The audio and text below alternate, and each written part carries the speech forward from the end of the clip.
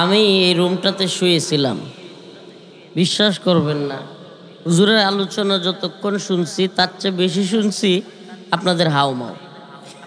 এটা কি একটা মাহফিলের, মাদ্রাসা প্রাঙ্গণে একটা কোরআনের মাহফিল শুনতে আসছেন, কোরআন সুন্নাহর কথা শুনতে আসছেন। এখানে আপনারা সবাই যদি মাতাব্বর হয়ে যান তাইলে তো ওই যে পাবনায় একটা হসপিটাল আছে ওইটা আর আপনাদের মধ্যে পার্থক্য কী হলো? আবার কয় ঠিক, কি আশ্চর্য কথা রে ভাই। এখানে যদি আপনারা সবাই মিলে কথা বলা শুরু করেন তাহলে আদব বজায় থাকবে? আরে ভাই, আপনার কোনো কথা থাকলে আপনি ওইদিকে এক কইরা আস্তে করে আসেন, আইসা মাহফিল কমিটিকে কিংবা একটা হুজুরকে একটা লিখিত দিয়ে বলেন যে হুজুর এই বিষয়ে সমস্যা হচ্ছে, হুজুর একটু বলে দেন। আর ভাই আপনি এখান থেকে বলতেছেন, আর একজন ওখান থেকে বলতেছে, একজন একজনকে মারতে আসতেছে। এইগুলো যদি চলতে থাকে তাইলে হুজুরের মাইক দিয়ে বসাইছেন কেন? নিজেরা মাইক দিয়ে সব পরিচালনা করেন। মনে কষ্ট নিয়েন না, সব কিছুর একটা রুলস আছে, ডিসিপ্লিন কিংবা সৌন্দর্য। এটা এলাকার, আপনাদের এলাকার মাধুর্যতা কিংবা এলাকার ফুটায় তুলবে মানুষের কাছে। তো এমন কিছু না করা যেটার কারণে মাহফিলের কোরআন হাদিসের আদবের খেলাফ হয়। ঠিক আছে ইনশাআল্লাহ। তো আমি জানি এলাকার মানুষ ইসলামপন্থীদেরকে ভালোবাসে। ইসলাম ও মুসলমানদের এক ঘাঁটি এই এলাকা। আসলে আমি ভাই কি বলবো, আমার আম্মা, আমার ওয়াইফ, আজকে কারো পক্ষ থেকে অনুমতি ছিল না প্রোগ্রামে আসার। এমনকি আমার সাথে যারা আছে এরাও কল্পনা করতে পারে না আমি সাহস করে আজকে প্রোগ্রামে আসার কথা বলবো। কিন্তু একটা জিনিস আমি চিন্তা করি, গাড়িতে ওদেরকে বলছি যে আমরা যে এলাকাগুলোতে যাই, দূর দূরান্তের জেলা, হাজার হাজার মানুষ এই দিনটাকে উপলক্ষ করে বড় একটা আয়োজন হয়, আনন্দমুখর একটা পরিবেশ হয়, অনেক মানুষ আসে। যখন আমরা প্রোগ্রামটাতে না যাই, যেহেতু আমাদেরকে উদ্দেশ্য করেই প্রোগ্রামটা করে, কমিটি এলাকাবাসীর কাছে দায়বদ্ধ হয়ে যায়, অনেক কথার শিকার হয়। এবং অনেকে তো এমনও মানুষ বুঝে না, বলে যে প্রতারণা করছে। তো এই জন্য আমরা এই অসুস্থতা নিয়েও আসতে হয়। আসলে আজকে আমার কথা বলার মতো মুড বা পরিস্থিতি নাই, আমার শরীর প্রচুর খারাপ। আপনার মুক্তাগাছার দিকে ময়মনসিংহের পার হয়ে ওখানে বমির মতো আসতেছিল। দীর্ঘ সময় দাঁড়ায় আসরের নামাজ থেকে মাগরিব পর্যন্ত অপেক্ষা করছি, মাথায় পানি দিছি, শরীর খুব খারাপ, এর মধ্যে পায়ে প্রচুর ব্যথা। আসলে আজকে ওইভাবে আলোচনা করার মানে স্পৃহা বা যে একটা আছে না যে আপনারা আলোচনা শুনবেন বা দীর্ঘ সময় কথা বলবো, এই ধরনের শারীরিক ফিটনেস নাই। তবুও চেষ্টা করব, যেহেতু এক বিরল ঘটনার সাক্ষী আল্লাহ তাআলা আমাদেরকে করায় দিয়েছেন, ওই জজবায় আপনাদের কাছে চলে আসছি। বাংলাদেশের মানুষ, সুবহানাল্লাহ, আসলে যারা আপনারা মনে করেন তার মাধ্যমে জুলুমের শিকার হন নাই, তারা কিন্তু এই আনন্দটা পাবেন না। যে ফজর থেকে নিয়ে মাগরিব পর্যন্ত রোজাটা রাখে, সেই কিন্তু ইফতারির সময় পূর্ণ মজাটা পায়। আর যে ওই লুকাইয়া সিপাইয়া সাপাইয়া বিড়ি খায়, ভাত খায়, এরপরে চা খায়, এ কি ইফতারির মজা বুঝবে? হাই রে মুড়ির যে মজা ইফতারির সময়, এই মজা রোজার দিনে ইফতারির এই মজা সত্যিকার অর্থে বলেন যে রোজা রাখে নাই ও বুঝবে? তো হাসিনার এই রায়ের মজা যে হাসিনার জুলুমের শিকার হয় না, সে কি বুঝবে? ওর কাছে তো এখনো কি আর তখনই কি, কোথায় ছিলাম কোথায় এলাম। সুবহানাল্লাহি ওয়া বিহামদিহি। আমি না চাইলেও আমি জানি, আজকে আমি ওখানে শুয়ে শুয়ে শুনতেছিলাম, হুজুর বলছে, আমার সাথে যে সফরে আসছে আরিফ রব্বানি আমার ছোট ভাই, সেও বলছে, আরো অনেকেই এই বিষয়গুলো বলতেছে। তো আমি জানি যে আজকে আলোচনা চর্বিত চর্বণ টাইপের হয়ে যাবে, তবু আমাদের মুখ থেকে দু এক কথা না বললেই না। নিজের চোখে কারাগারে আল্লামা সাইদি রহিমাহুল্লাহর সেই দুর্দিনের সময়গুলো, কষ্টের দিনগুলো দেখছি, নিজে ভুক্তভোগী, নিজে অনেক জুলুমের শিকার হয়েছি, নিজের চোখে অনেক মাজলুম বন্দি তাদেরকে ফাঁসির রায় দিতে দেখেছি। ফাঁসির রায় শুধু না, দণ্ডে দণ্ডিত ফাঁসির আসামিদেরকে নিতে দেখেছি। তো ওই সময়গুলো সুবহানাল্লাহ, যেন ওই সময়গুলোর সবর, ওই সময়গুলোর যে ধৈর্যের পরীক্ষায় আমরা আল্লাহর কাছে ওই নির্জন কারাগারের ছোট্ট রুমগুলোতে আল্লাহর কাছে যে দোয়া করতাম, আল্লাহ আপনি তো মাজলুমদের কথা শুনেন। হাদিসের মধ্যে আসছে যে মাজলুম এবং আল্লাহর মধ্যে কোনো পর্দা থাকে না। মাজলুম এবং আল্লাহর মধ্যে কি থাকে না? পর্দা থাকে না। আপনি ডিরেক্ট শুনেন, আল্লাহ এই জুলুম তো আপনি দেখতেছেন। আপনি তো বলছেন ফালা তাহসাবান্নাল্লাহা গাফিলান আম্মা ইয়ামালুজ জালিমুন, যে আল্লাহ জালেমদের জুলুমের ব্যাপারে গাফেল না। সুবহানাল্লাহ, খবর রাখেন, ওয়াকিফাল, তিনি একবার সব জানেন। আয় রব্বুল আলামিন, আপনি তো সব দেখেন। ওই আমার মায়ের চোখের বছরের পর বছরের কান্না, আল্লামা সাইদি রহিমাহুল্লাহর পরিবারের বছরের পর বছর কান্না, সালাউদ্দিন কাদের শাকা চৌধুরীর পরিবারের বছরের পর বছর কান্না, গোলাম আজম সাহেবের পরিবারের বছরের পর বছর কান্না, আরো অসংখ্য মাজলুমদের, অসংখ্য উলামায়ে কেরাম, শাইখ জসিমউদ্দিন রহমানী হাফিজাহুল্লাহ, আল্লামা জুনায়েদ বাবুনগরী হাফিজাহুল্লাহ, অসংখ্য অসংখ্য অগণিত উলামায়ে কেরাম, অসংখ্য মাজলুমদের কান্না। আপনার কি মনে হয় এগুলো আল্লাহ শুনেন নাই? হ্যাঁ, শুনছেন তো? এই আলামত এখন পাচ্ছি না। আমি আজকে যে আয়াত কারিমা তিলাওয়াত করেছি এটা একটু ভিন্ন, কিন্তু দুই একটা কথা না বললেই না। আজকের এই দিনে বলতে হয়।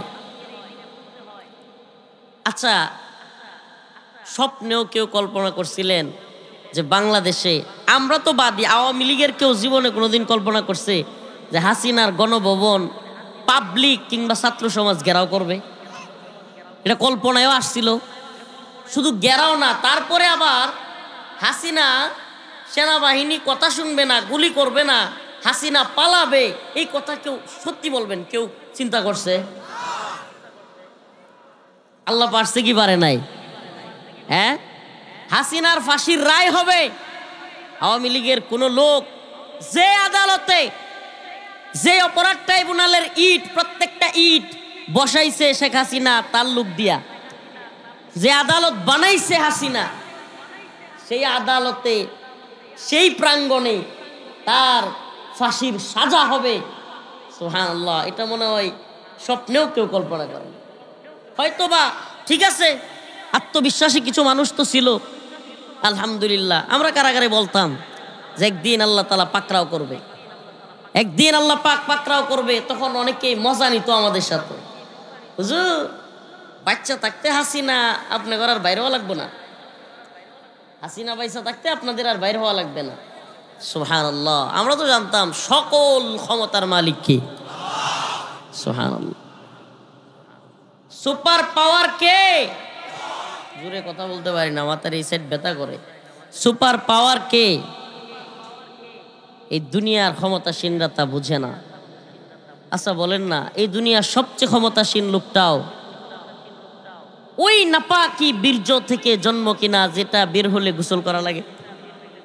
দুনিয়ার সবচাইতে বড় ক্ষমতাসীন ব্যক্তিটাও একদিনের উপরে তার লাশ রেখে দিলে দুর্গন্ধ হবে কি হবে না? এই পচা গলা নোংরা আবর্জনার স্তূপে হারিয়ে যাবে যে মানুষ, যে মানুষের লাশ একদিনের উপরে রাখলে দুর্গন্ধ ছড়াবে, যেই মানুষ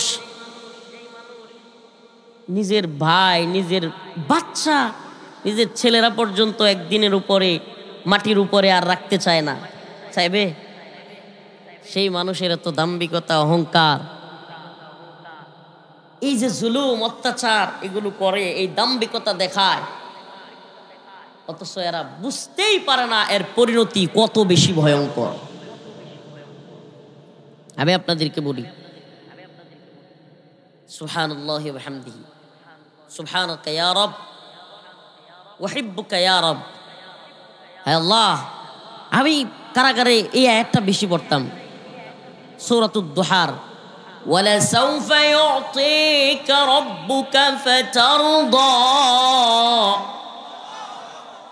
আল্লাহ রাব্বুল আলামিন বলেন যে বান্দা রব এমন দেওয়া তোমাকে দিবে সবর যদি তুমি করতে থাকো, যে তুমি বলবে ওয়ালা সাউফা ইউতিকা রাব্বুকা ফাতারদা, আই রব আপনার প্রতি রাজি খুশি হয়ে গেছে। মানে আল্লাহ পাক এমন কিছু দেখাবে, সুবহানাল্লাহ। আমি তো এই জন্য বলি যে যারা এখনো মিথ্যাচার করতেছেন, এই লোকগুলোর ব্যাপারে আর কি বলার, কোরআনের ওই আয়াত বলা ছাড়া আল্লাহ তাআলা এদের নমুনা কোরআনে বলে দিয়েছেন, খতামাল্লাহু আলা কুলুবিহিম। এত হাজার হাজার ছাত্রদেরকে গুলি করে মারার পরেও, সরাসরি বক্তব্য থাকার পরেও, অডিও রেকর্ড থাকার পরেও, নির্দেশনা থাকার পরেও, এত দাম্ভিকতা। 3 বারের একজন প্রধানমন্ত্রী, আগের উনার বয়সও তার সমান, অথচ উনাকে বলতো যে পদ্মা থেকে ফেলে দিবে, চুবাবে, এই করবে সেই করবে, এগুলো প্রকাশ্যে বলতো। এত কিছুর পরেও, আলেমদেরকে গুণ খুম নির্যাতন নিপীড়নের পরেও এই এত কুখ্যাত একজন মহিলারও সাপোর্টার আছে না নাই? এরা এতই অন্ধ, এদেরকে দেখলে মনে হয়, আল্লাহ মাফ করুক, কোরআনের ওই আয়াতের নমুনা, খতামাল্লাহু আলা কুলুবিহিম, আল্লাহ এদের অন্তরে সিলমোহর মেরে দিছে। কি মারছে? ওয়ালা সামঈহিম, মনে হয় যেন এদের কানেও সিলমোহর মারা। ওয়ালা আবসারিহিম গিশাওয়া, এরা দেখেও দেখবে না। একটা রাষ্ট্রে পুলিশ যদি গুলি করে জনগণের উপর, প্রধানমন্ত্রী যদি হুকুম দেয়, তাইলে প্রধানমন্ত্রী পুলিশকে গুলি করার হুকুম দিলে কোনো ওসিরে, কোনো দারোগারে কি হুকুম দিবে? দিবে কাকে? পুলিশের আইজিকে। কাকে? পুলিশের প্রধান যে তাকে দিবে। পুলিশের প্রধান আইজি সেই বলতেছে যে হ্যাঁ আমাকে গুলি করার অর্ডার দিয়েছে, সে নিজে স্বীকারোক্তি দিচ্ছে, তারপরেও এদেরকে আপনি গিয়ে বিশ্বাস করাইতে পারবেন না। আমি তো মনে করি কি জানেন, আল্লাহ মাফ করুক, খুদ হাসিনাও যদি লাইভে এসে বলে যে আমি হ্যাঁ গুলি করতে বলছি, আমি খুন করছি, আমি গুম করছি, তবু এরা বলবে এডিটিং। এমন নোংরা হইছে এদের মাথা, এমন বিবেক এমন পর্যায়ে পৌঁছাইছে, মানে আপনারা কেমনে নিবেন জানি না, আমার মাঝে মাঝে মনে হয় আল্লাহ মাফ করুক, এদের বিবেকের মধ্যে কুত্তা পেশাব করে দিচ্ছে। এদের আক্কল নাই, বুঝ নাই, চিন্তা নাই, ওপেন বিষয়। আলেমদেরকে গ্রেফতার করছে, ওপেন বিষয়। গুম করছে, খুন করছে, ওপেন বিষয়। আরে আমি নিজে ভিকটিম, আমি আয়নাগরের সাক্ষী, ওয়াল্লাহি আল্লাহর কসম। আমি আমার পাশের রুমগুলো থেকে, ছোট্ট ছোট্ট রুম, কবর শেল, কবর, ওই শেলগুলো থেকে, পাশের রুমগুলো থেকে চিৎকারের, কান্নার আওয়াজ, ও বাবা গো, ও মা গো, এগুলো আমি নিজের কানে শুনেছি, ওয়াল্লাহি আল্লাহর কসম করে বলছি। তারপরেও এদের সাথে কথা বলতে চাই, আমাদের নেত্রী হুজুর এগুলো বলে নেই। তাদের নেত্রী, আরে ভাই যেগুলো এগুলো করছে এদের প্রত্যেকের প্রমোশন হয়েছে, এতে কি বোঝা যায়? কথা বুঝেন? তা আমাদেরকে যারা উলঙ্গ করছে, আমাদেরকে যারা নির্যাতন নিপীড়ন করছে, এদের ডিবি হারুন সহ আরো যেগুলো ছিল অফিসার, প্রত্যেকটার খালি প্রমোশন হইতো। এডিসি তাইকা ডিসি, ডিসি তাইকা ডিবির প্রধান, আস্তে আস্তে খালি প্রমোশন। এরপরেও কয় আমাদের নেত্রী করেন। আমি এই জন্য বলছি যে তোমাদের অবস্থা এমন যে আসলে তোমরা এমন পর্যায়ে গেছো যে তোমরা লীগ আসলে ছাড়তে পারবা না। কি করতে পারবা না? কষ্ট পাচ্ছেন? তোমরা আসলে লীগ ছাড়তে পারবা না। তাইলে আমার কাছে একটা বুদ্ধি দেই আমি। তোমরা তো আওয়ামী লীগ, যুবলীগ, স্বেচ্ছাসেবক লীগ, ছাত্রলীগ, অনেক লীগ, তোমরা যেহেতু লীগ ছাড়তেই পারবা না, এই আওয়ামী শব্দটা বাদ দিয়া শুরুতে তাব শব্দ যোগ করো, তাব। এতে কি হবে? এতে লীগ একটা থাকবে, কিন্তু তোমরা হয়ে যাবে তাবলীগ। এরা যেহেতু লীগ ছাড়তেই পারবে না, তাইলে এদেরকে লীগ করার একটা বুদ্ধি। এই সিলমোহর আল্লাহ খুললে খুলতেও পারেন, হেদায়েত কপালে থাকলে তাবলীগে গেলে দিলে দিতেও। এই একটা লীগ আছে, যেই লিগে গেলে এদের আক্কল এই পচা গান্দাগিরি থেকে আল্লাহ তাআলা হেফাজত করতে পারেন। আরো জোরে বলেন আমিন। শেখুল হাদিস আল্লামা মামুনুল হক দামাত বারকাতুহু একসাথে কোর্টে যাচ্ছি। আম্মা এখন ওই কথাগুলো বলে বলে কান্না করে। আমার আম্মা আমারে দেখতে গেছে কোর্টের বারান্দায়, কোর্টে নিত না সদরঘাট।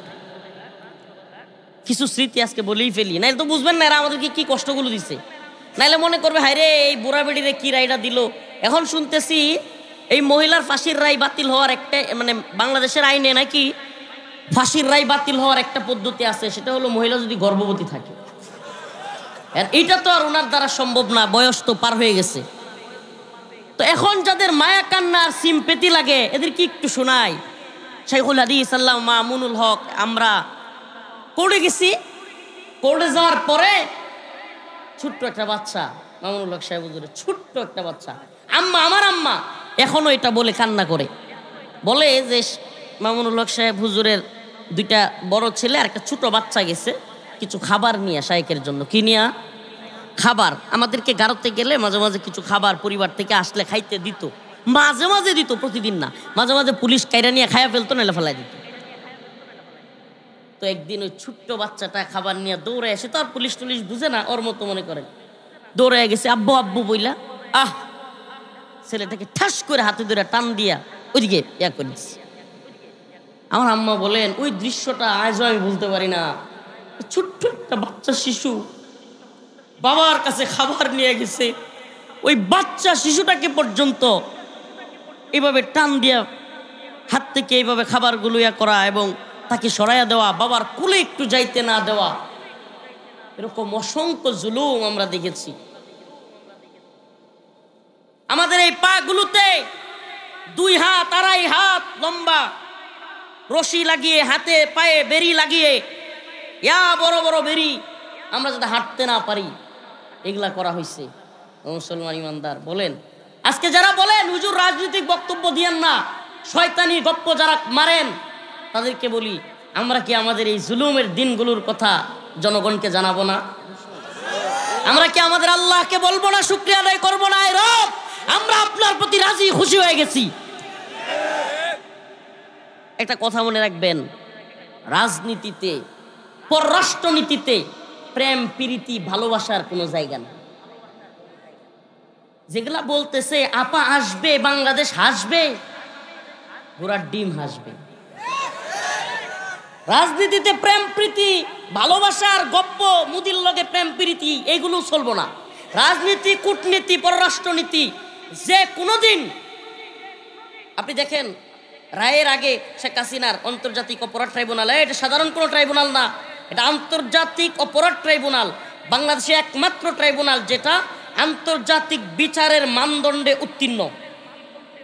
আন্তর্জাতিক বিচারগুলোর সাথে এটা সামঞ্জস্য আছে। আন্তর্জাতিক বিচারে সামঞ্জস্যপূর্ণ ট্রাইব্যুনালে রায় হয়েছে। এখন ভারতের বক্তব্য দেখেন, বিবৃতি দেখেন, চেঞ্জ হয়ে গেছে।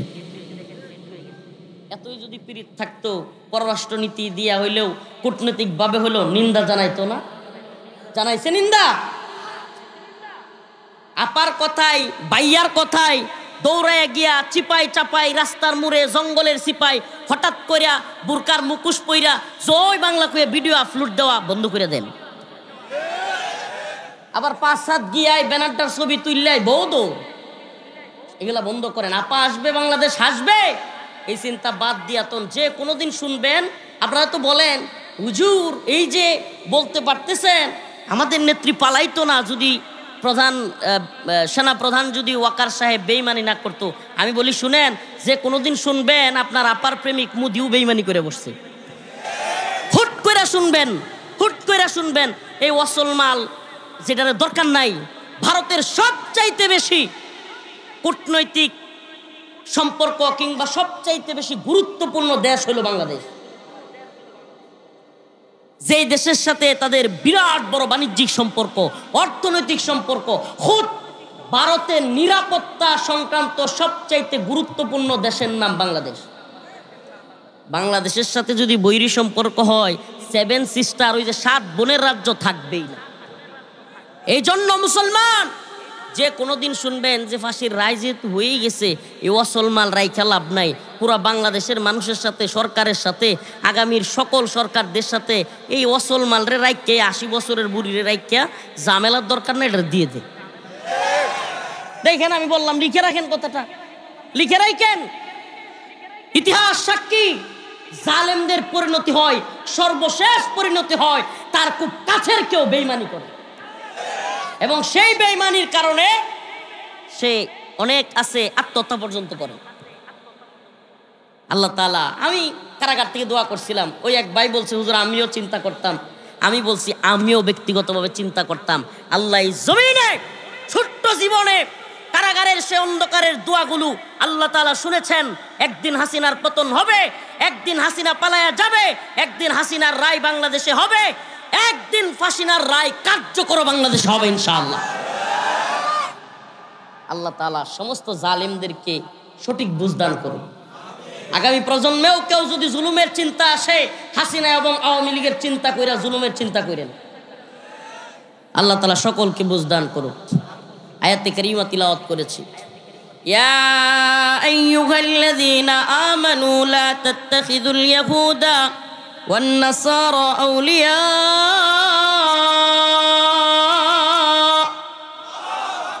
বা'দুহুম আউলিয়াউ বা'দ ওয়া মান ইয়াতাওয়াল্লাহুম মিনকুম ফাইন্নাহু মিনহুম ইন্নাল্লাহা লা ইয়াহদিল কওমাজ যালিমিন। আগেই বলছি ভাই, বেশি সময় কথা বলতে পারবো না, জুসে যে যতটুকু পারি আর কি, মনের আনন্দে। বিশ্বাস করবেন না, আমার পাও প্রায় ভাঙ্গা অবস্থা, তার মানে পাও আসছে না নাই এটাই চিন্তা নাই। আমি যদি কালকে সুবহানাল্লাহ সুস্থ থাকতাম, দিন গরু জব করছিলাম, কইতে পারেন কেউ? গতকালকে যদি আমি ঠিকঠাক সুস্থ থাকতাম, বড় পর্দায় প্রজেক্টরে হাসিনার রায় দেখাইতাম, হাজার হাজার মানুষ নিয়ে আনন্দ মিছিল করতাম, আবারও বুড়ি বুঝের আয়োজন করতাম। তো যাক, হসপিটালের বেডে ছিলাম, তবুও আনন্দে লাইভে আসছিলাম। প্রিয় ভাইরা আমার, বন্ধুগণ আমার, আমরা মাজলুম, আমরা মাজলুম, আমরা জুলুমের শিকার হয়েছি। আল্লাহ তাআলা জালেমদের পরিণতি দেখিয়েছেন, এই জন্য আমরা খুশি। আল্লাহ বলছেন, ইয়া আইয়ুহাল্লাযীনা আমানু লা তাত্তাখিযুল ইয়াহুদা ওয়ান নাসারা আউলিয়া, হে ঈমানদাররা, তোমরা ইহুদি খ্রিস্টানদেরকে কিংবা মুসলিম ব্যতীত অন্য মুশরিক কাফেরদেরকে বন্ধু রূপে গ্রহণ করিও না। কি রূপে? বন্ধু রূপে গ্রহণ করিও না। আজকে আমার আলোচনার বিষয় হলো মুমিন কার সাথে বন্ধুত্ব করবে এবং কার সাথে মুমিন বন্ধুত্ব করবে না। আল ওয়ালা ওয়াল বারা, ইসলামের মৌলিক একটা আকীদা, মৌলিক একটা বিশ্বাস হলো আল্লাহর জন্য ভালোবাসা, আল্লাহর জন্য ঘৃণা। আল্লাহর জন্য ভালোবাসা, আল্লাহর জন্য ঘৃণা। আল্লাহর রাসূল বলেন, মান আহাব্বা লিল্লাহ ওয়া আবগাদা লিল্লাহ ওয়া আ'তা লিল্লাহ ওয়া মানা'a লিল্লাহ ফাকাদ ইসতাকমালাল ঈমান। আল্লাহ রাব্বুল আলামিন বলেন, আমরা ভালোবাসবো। মান আহাব্বা লিল্লাহ, ভালোবাসা হবে কার জন্য? ওয়া আবগাদা লিল্লাহ, আমরা কাউকে ঘৃণা করি, কোন জালেমকে ঘৃণা করি, কোন কাফেরকে ঘৃণা করি, সেটাও কার জন্য? সুবহানাল্লাহ। আমরা কোথাও দান করি, সেটাও কার জন্য? মান আহাব্বা লিল্লাহ ওয়া আবগাদা লিল্লাহ ওয়া আ'তা লিল্লাহ ওয়া মানা'a লিল্লাহ, আমরা কাউকে কোনো কাজ থেকে নিষেধ করি, সেটাও কার জন্য? ফাকাদ ইসতাকমালাল ঈমান, নিশ্চয়ই প্রকৃত ঈমানদার, পরিপূর্ণ ঈমানদার তারা যারা আল্লাহর জন্য ভালোবাসে, আল্লাহর জন্য ঘৃণা করে। কুল ইন্না সালাতি ওয়া নুসুকি ওয়া মাহইয়ায়া ওয়া মামাতি লিল্লাহি রাব্বিল আলামিন, আমাদের নামাজ আল্লাহর জন্য, রোজা আল্লাহর জন্য, আমাদের হায়াত আল্লাহর জন্য, আমাদের মৃত্যু। এখন যারা হুমকি দেয় পলায়া গিয়া, হুজুরদেরকে ভয় দেখায়, আমাদেরকে হুমকি ধমকি দেয়, আবার আইসা লই, আরে তোমাদেরকে বলি আবার আসবা কি? যখন ছিলা তখনই তোমাদের ঘোড়ার ডিমের মন্ত্রীরে আমরা গুনি নাই? যখন ছিলা তখনই আল্লাহর উপর ভরসা ছিল, বিশ্বাস ছিল, তখনই আমরা পাত্তা দেই নাই। আবার কবে আসবা, কবে কি করবা? আরে মিয়া, আমরা বিশ্বাস করি ইন্না সালাতি ওয়া নুসুকি ওয়া মাহইয়ায়া ওয়া মামাতি লিল্লাহি রাব্বিল আলামিন, আমাদের হায়াত, আমাদের মৃত্যু একমাত্র কার জন্য? যারা বিশ্বাস করে হায়াত আল্লাহর, মৃত্যু আল্লাহর, এগরে ভয় দেখায় লাভ আছে? ব্যাঙ্গের আবার সর্দি, ভয় দেখায় লাভ আছে কোনো? কারে ভয় দেখাও? আমরা তো জানি, আমরা তো জানি তোমরা যাদেরকে ক্ষমতাসীন মনে করো তাদের ক্ষমতা হলো ক্ষণস্থায়ী, আমার রবের ক্ষমতা হলো চিরস্থায়ী। আরে যে বান্দার হুকুমের কথা শুইনা বান্দার ক্ষমতার বড়াই দেখায়, এ তো যে কোনোদিন ক্ষমতাহীন হয়ে যাইতে। আর যে আল্লাহর ক্ষমতায় বিশ্বাস করে কথা বলে, এর ক্ষমতা হারানোর কোনো সুযোগ, কথা বলেন ঠিক কিনা, এর ক্ষমতা হারানোর কোনো সুযোগ নাই। কেন নাই? তাবারাকাল্লাযী বিয়াদিহিল মুলক, সুবহানাল্লাহ, ওয়া হুয়া আলা কুল্লি শাইইন কাদির। সমস্ত মুলুকের মালিককে, ওই মহিমান্বিত রব, হুয়া আলা কুল্লি শাইইন কাদির। হযরত ইব্রাহিম আলাইহিস সালাম আল্লাহ রাব্বুল আলামিনকে বলেছিলেন, আল্লাহ আপনি নাকি সব পারেন, আমি একটু দেখবার চাই। আল্লাহ রাব্বুল আলামিন বলেছিলেন, ইব্রাহিম তুমি কি আমার বিশ্বাস করো না?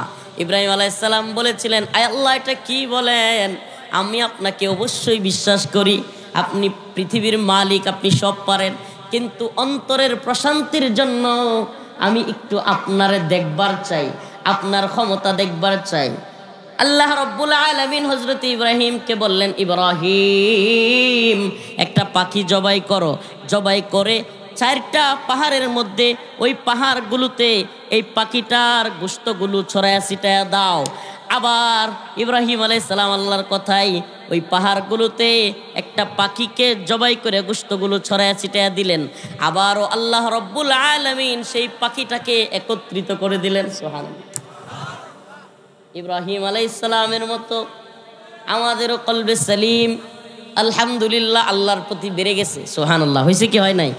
বিশ্বাস তো আগেই ছিল, বিশ্বাস তো আগেই ছিল, কিন্তু এখন আরো বেড়ে গেছে যে মালিক অবশ্যই অবশ্যই সব পারেন। ঠিক কি ঠিক না? আমি ছোটবেলায় একদিন একটা কথা মনে পড়ছে, বলতাম।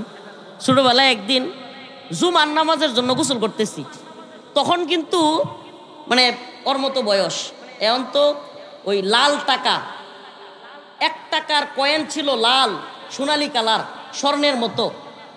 খেয়াল আছে আপনাদের? এই স্বর্ণের মতো 1 টাকার কয়েন ওই সময় আরো 10-15 বছর আগে খুব গুরুত্বপূর্ণ ছিল।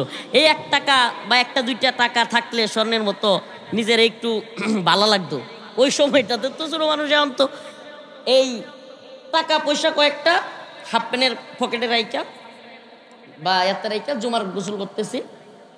তো আমার এখনো মনে হয় সুবহানাল্লাহ, এটা আমি ভুলি না, সুবহানাল্লাহ। তো আমি ডুব দিছি, ডুব দিয়া তাড়াহুড়া কইরা জুমার টাইম হয়ে গেছে গা, এখন দৌড়ায় নামাজে যাইতে হইব। এখন দিই হাইরে আমার পকেটে 2 টাকা নাই, গোসলতে উইটাই দেখি পকেটে টাকা নাই, কোথায় জানি পড়ে গেছে গা। হয়তো আশপাশে প্যান্ট খুলছি সময়, সব মাদ্রাসায়ও পড়ি না, প্যান্ট খুলছি সময় পড়ে গেছে। তখন নামাজের ওইদিকে টাইম যাইতেছে গা, দৌড়ায় যাইতে হইব। মনে মনে কইলাম যে যা টেয়া ফালায় তুই যাবো গা, নামাজ পড়তেই তো যাবো, আল্লাহর কাজ করতে, ইনশাআল্লাহ আল্লাহ তো আছে, আবার আয়া টেয়া পামু। এখনো মনে পড়ে সুবহানাল্লাহ। নামাজ টামাজ পড়ে একই জায়গায় আয়া দেখি ওই পয়সা পড়ে রয়েছে, আল্লাহর সাক্ষী, সুবহানাল্লাহ। তো এইগুলো হলো অন্তরে প্রশান্তি। তো কালকের রায়ও আমাদের প্রশান্তির জায়গা। আমরা পাইছি আল্লাহ, আরব আমরা পাইছি, আলহামদুলিল্লাহ আমরা পাইছি আল্লাহ। আল্লাহ আমরা আপনাকে বিশ্বাস করি, আগেও করতাম, এখনো করি। আল্লাহু লা ইলাহা ইল্লা হুয়াল হাইয়ুল কাইয়্যুম।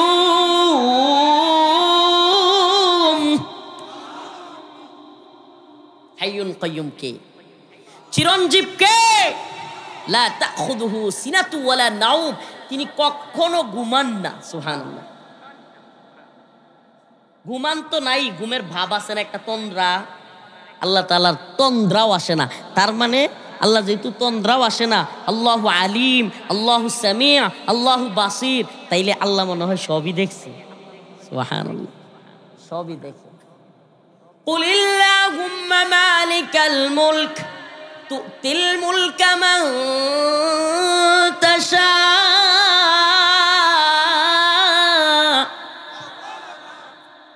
ওয়া তানজিউল মুলকা মিম্মান তাশা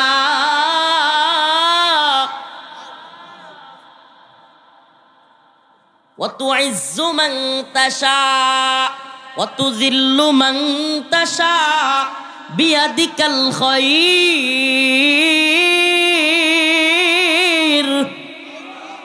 ইন্নাকা আলা কুল্লি শাইইন কাদির। সুবহানাল্লাহ, মজাই লাগে।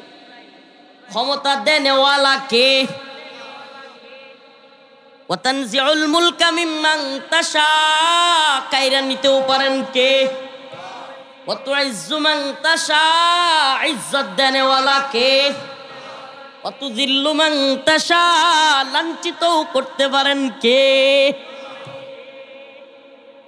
বিয়াদিকাল খায়র, কার হাতে? কার হাতে সমস্ত কল্যাণ? কার হাতে সমস্ত কল্যাণ? সকল কল্যাণ কার হাতে? কল্যাণ কোন নেতা নেত্রীর কাছে চাইবেন? সফলতা কোন নেতা নেত্রীর কাছে চাইবেন? সমস্ত কল্যাণ একমাত্র কার হাতে? সমস্ত ইজ্জত, সমস্ত ইজ্জত, সমস্ত সম্মানও কার হাতে? সেই রবের পায়ে সিজদা দেওয়ার জন্য মসজিদে যাবেন তো? নামাজ পড়বেন তো ইনশাআল্লাহ? কে কে নামাজ পড়বেন আল্লাহরে হাত তুলে দেখেন। নারে তাকবীর, লিল্লাহি তাকবীর। বলেন আয় আল্লাহ, আজকে থেকে তওবা করলাম। বলেন তওবা করলাম আল্লাহ, আর গুনাহ করব না। আপনাকে বাদ দিয়া কোনো নেতা নেত্রীর কথা শুনবো না। আয় আল্লাহ, একমাত্র আপনার গোলামি করব, একমাত্র আপনার জন্যই নামাজ পড়ব। এই কথা কমে গেছে। বলেন একমাত্র আপনার জন্যই নামাজ পড়ব। আল্লাহ আপনি হাতগুলো কবুল করেন, আল্লাহ আপনি মঞ্জুর করেন। এদেরকে নামাজি বানায়া দেন, দিনদার পরহেজগার মুত্তাকি বানায়া দেন। হাত নামান। তাইলে বলতেছিলাম যে আলোচ্য বিষয় ছিল যে আমাদের বন্ধু কারা, শত্রু কারা। বন্ধু চিনেন, শত্রু চিনেন, জীবনের রূপরেখা পাল্টে যাবে। যে লোক বন্ধু চিনে না, শত্রু চিনে না, এ দাপে দাপে গিয়া ঝামেলায় পড়ে। জীবনে চলার ক্ষেত্রে যে লোক কি চিনে না, বন্ধু চিনে না, শত্রু চিনে না, যে লোক বন্ধুরে মনে করে শত্রু, শত্রুরে মনে করে বন্ধু, এমন লোক আছে না নাই? তো দাদা, বন্ধুরে মনে করে শত্রু, শত্রুরে মনে করে কি? এই সমস্ত লোকগুলো দাপে দাপে বিপদে পড়ে। কি পড়ে? খুব কাছের প্রিয়জন, আস্থাভাজন, বন্ধুশীল আচরণ যারা করে এদেরকে মনে করে শত্রু, আর যেগুলো সামনে সামসামি করে, আড়ালে গিয়া শত্রুতা করে, এগুলোর এসে মনে করে কি? বন্ধু চিনতে হবে, ঠিক কি ঠিক না? শত্রু চিনতে হবে, ঠিক কি ঠিক না? প্রিয় ভাইরা আমার, আমাদেরকে আল্লাহ পাক বন্ধু চিনার জন্য একটা রূপরেখা কোরআনে দিয়ে দিচ্ছেন। ইয়া আইয়ুহাল্লাযীনা আমানু লা তাত্তাখিযুল ইয়াহুদ ওয়ান নাসারা আউলিয়া, হে মুমিনরা, ইহুদি এবং খ্রিস্টানদেরকে তোমরা বন্ধু বানায়ও না। কি করিও না? ইহুদি কারা? বর্তমান ইসরায়েলিরা। কি বলেন না? বর্তমান ইসরায়েলিরা কি? বর্তমান আমেরিকা সহ সমস্ত পশ্চিমা বিশ্ব হলো খ্রিস্টান। কি আল্লাহ পাকের আয়াত অনুযায়ী, রব্বুল আলামিনের মানসা অনুযায়ী যদি আমি আপনি পররাষ্ট্র নীতি অবলম্বন করি, অবশ্যই অবশ্যই আমেরিকা এবং ইসরায়েলকে বন্ধু মনে করা চলবে না। আল্লাহ নিজে বলতেছেন লা তাত্তাখিযুল ইয়াহুদ। এর তাফসীর ব্যাখ্যা একটু পরে করেন, তরজমা। আল্লাহ বলছে ইয়া আইয়ুহাল্লাযীনা আমানু, হে ঈমানদাররা, লা তাত্তাখিযুল ইয়াহুদ ওয়ান নাসারা আউলিয়া, তোমরা ইহুদি খ্রিস্টানদেরকে বন্ধু বানায়ো। আল্লাহ রাব্বুল আলামিন বলেন লাতাজিদান্না আশাদ্দান নাস আদাওয়াতাল লিল্লাযীনা আমানুল ইয়াহুদা ওয়াল্লাযীনা আশরাকু। আল্লাহ রাব্বুল আলামিন বলেন মুসলমান সবচাইতে কঠিন শত্রু তোমাদের। লাতাজিদান্না আশাদ্দান নাস, মানুষদের মধ্যে সবচাইতে কঠিন শত্রু মুসলমানের। আদাওয়াতান লিল্লাযীনা আমানুল ইয়াহুদ ওয়াল্লাযীনা আশরাকু, শত্রুতার ব্যাপারে, মুসলমানদের শত্রুতার ব্যাপারে সবচাইতে জঘন্য শত্রু হলো মুশরিক এবং ইহুদি। বলেন আলামত পাইছেন কি পান নাই? পুরো পৃথিবীতে মুসলমানদের উপর নির্যাতন করতেছে, নিপীড়ন করতেছে, তিনি কারা করতেছে? বলেন না কারা করতেছে? পুরা পৃথিবীর মধ্যে কাশ্মীরে মুসলমানদের উপর নির্যাতন নিপীড়ন করতেছে। গতকাল কেউ আজকেও ভিডিওর মধ্যে দেখতেছি ঘরের মধ্যে ঢুকে মুসলমানদেরকে হত্যা করতেছে। ঘরের মধ্যে ঢুকে রাম মন্দিরের নাম দিয়া, বিভিন্ন মন্দিরের নাম দিয়া মুসলমানদের ঘর বাড়ি মসজিদ ভেঙে দিচ্ছে। কাশ্মীরে, ভারতে, ওখানে কারা করতেছে? আল্লাহর আয়াতের সাথে মিলান একটু। আল্লাহ যে বলছেন লাতাজিদান্না আশাদ্দান নাস আদাওয়াতাল লিল্লাযিনা আমানুল ইয়াহুদ ওয়াল্লাযিনা আশরাকু। ইহুদি মুশরিক এরা হলো মুমিনের, মুসলমানের সবচাইতে বড় শত্রু। এদেরকে যারা বন্ধু মনে করবে, এই মোদিকে যারা বন্ধু মনে করবে, এই নেতানিয়াহুকে যারা বন্ধু মনে করবে, এদের পরিণতি হবে ভয়ঙ্কর। এদের পরিণতি কি হবে? নেতানিয়াহু মুসলমানদের বন্ধু হতে পারে না। বন্ধু হইতে পারে? বন্ধু হইতে পারে না। মোদি কোন মুসলমানের বন্ধু হতে পারে না। হিন্দুত্ববাদী ভারত মুসলমানদের বন্ধু হইতে পারে না। সুবহানাল্লাহ। আমি তো মনে করি মুসলমানদের বন্ধু হবে আফগানিস্তান, ইমানদারদের বন্ধু হবে ইমানদার। কথা বলেন ঠিক কিনা? বলবে হুজুর আপনারা পররাষ্ট্রনীতির কি বুঝেন? হুজুর আমেরিকা পশ্চিমাদের সাথে সম্পর্ক না রাখলে আমরা তো কূটনীতিকভাবে ধরা খাইয়া যাব, আমরা তো উন্নতি করতে পারবো না। কি উন্নতি করলেন? 3 বছরে 4 বছরে আফগান জাতি যে উন্নতি করেছে, 50-52 বছরে বাংলাদেশ স্বাধীন হওয়ার পরেও সেই উন্নতি করতে পারে নাই। মিলায় দেখেন, 50-52 বছরেও পারেন নাই। কেন? কারণ এই গণতান্ত্রিক সিস্টেমের ভিতরে ঢুকে আপনারা শুধু ওই জালেমদের মতো মানুষের উপর জুলুম, খড়ের বোঝা চাপায়া দেওয়া আর রাস্তাঘাট বানানোর নাম দিয়া দুর্নীতি, অনিয়ম, খুন, গুম, লুটতরাজ, রাহাজানি বাড়াইছেন, কোনো কিছু কমাইতে পারেন নাই। আল্লাহর কোরআন যদি, আল্লাহর কোরআনের বিধান যদি ইসলামী শরিয়া অনুযায়ী যদি রাষ্ট্র পরিচালনা করতেন, সমস্ত জুলুমের অবসান হইতো, সমস্ত জুলুম থেকে জাতি পরিত্রাণ পাইতো, অর্থনৈতিক মুক্তি, সামাজিক মুক্তি, আখিরাতের মুক্তি, সকল মুক্তি জনগণ পাইতো যদি কোরআনী শাসন, ইসলামী শরিয়ার শাসন যদি আমরা এই দেশেও, এই ভূখণ্ডেও প্রতিষ্ঠিত করতে পারতাম। তাইলে এই ইসলামী শরিয়ার শাসন, কোরআনী শাসন আমরা চাই কি চাই না? মুসলমান ইমানদার আপনাদেরকে বলি, আমরা ইসলামী শরিয়ার শাসন চাই।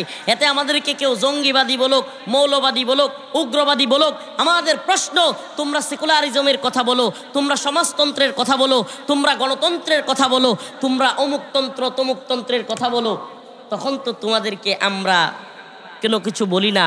তাহলে আমাদেরকে, আমরা যখন শরিয়ার কথা, খিলাফার কথা বলি, তোমরা তখন জঙ্গি বলবার কেন চেষ্টা করো? বোঝা যায় তোমাদের মধ্যে ওই আমেরিকা, ইসরায়েল, ভারতের প্রেতাত্মা ভর করছে। আমাদের কথা সুস্পষ্ট, আমাদের কথা সুস্পষ্ট। আল্লাহর জমিনে আল্লাহর শাসন আমরা চাই। কোনো হিন্দুত্ববাদী ভারতের, কোনো ইহুদিবাদী ইসরায়েলের, কোনো খ্রিস্টীয়বাদী আমেরিকা কিংবা লন্ডনের এদেশে আমরা কোনো ধরনের শাসন চাই না। আমরা শাসন চাই আল্লাহর। জমিনও আল্লাহর, শাসনও চলবে কার? ইনিল হুকমু ইল্লা লিল্লাহ। হুকুম চলবে একমাত্র কার? আমার আল্লাহ তা'বুদু ইল্লা ইয়া। আমরা একমাত্র হুকুম মানবো আল্লাহর, একমাত্র ইবাদত করবো আল্লাহ। রাজি আছেন ইনশাআল্লাহ? তাইলে আমাদের বন্ধু হবে মুমিন। আল মুসলিমু আখুল মুসলিম, ইন্নামাল মুমিনুনা ইখওয়া। মুমিনের ভাই, মুমিনের বন্ধু কে? বলেন না, মুমিনের বন্ধু কে? আরেক মুমিন। মুসলমানের বন্ধু কে? আরেক মুসলমান। আল্লাহর কথা এগুলো, রফিকুল ইসলাম মাদানির ব্যক্তিগত কথা নয়। আল্লাহ বলতেছেন ইন্নামাল মুশরিকুনা নাজাস, মুশরিকরা হলো নাপাকি, ইন্নামাল মুমিনুনা ইখওয়া, আর মুমিন হলো মুমিনের ভাই। সুবহানাল্লাহ। এটা কার বক্তব্য? খুদ আল্লাহর বক্তব্য। ইনশাআল্লাহ আমরা যদি শত্রু মিত্র চিনতে পারি, আজকের আলোচনার বিষয় শত্রু মিত্র চিনা। যে ব্যক্তি শত্রু মিত্র চিনবে না সে ফাঁদে পড়বে। আমরা যদি শত্রু মিত্র চিনি, যে যেই দলের লোক হন, একটু সাবধান হয়ে যান। সাবধান, আমেরিকাকে বন্ধু মনে করবেন না, লন্ডনকে বন্ধু মনে করবেন না, চীন রাশিয়াকে বন্ধু মনে করবেন না। বন্ধু মনে করুন মুসলমানদেরকে, প্রকৃত অন্তরের বন্ধু। আর যদি ইহুদি খ্রিস্টান মুশরিকদেরকে বন্ধু বানান, আল্লাহ বলছেন ওয়ামাইয়াতাওয়াল্লাহুম মিনকুম ফাইন্নাহু মিনহুম, ওয়ামাইয়াতাওয়াল্লাহুম মিনকুম ফাইন্নাহু মিনহুম। যে তোমাদের মধ্যে যারা ওদেরকে বন্ধু বানায়, আল্লাহ বলতেছে তারা তোমাদের কেউ না, তারা বরং তাদেরই লোক। তারা কাদের লোক? তাদের লোক। আল্লাহ পাক আমাদেরকে জালেমদের অন্তর্ভুক্ত হওয়া থেকে হেফাজত করুক। ইন্নাল্লাহা লা ইয়াহদিল কওমাজ জালিমিন। আল্লাহ এই আয়াতের শেষ অংশে বলতেছেন আল্লাহ জালেমদেরকে হেদায়েত দেন না। জালেমদেরকে কি দেন না? তাইলে জালেমদের কপালে হেদায়েত নাই। ও মাওলা, আমাদেরকে জালেম হওয়া থেকে হেফাজত করো। আয় আল্লাহ, আপনি আমাদেরকে জালেমদের অন্তর্ভুক্ত হওয়া থেকে রক্ষা করুন। আমিন। ওয়া আখিরু দাওয়ানা আনিল হামদুলিল্লাহ।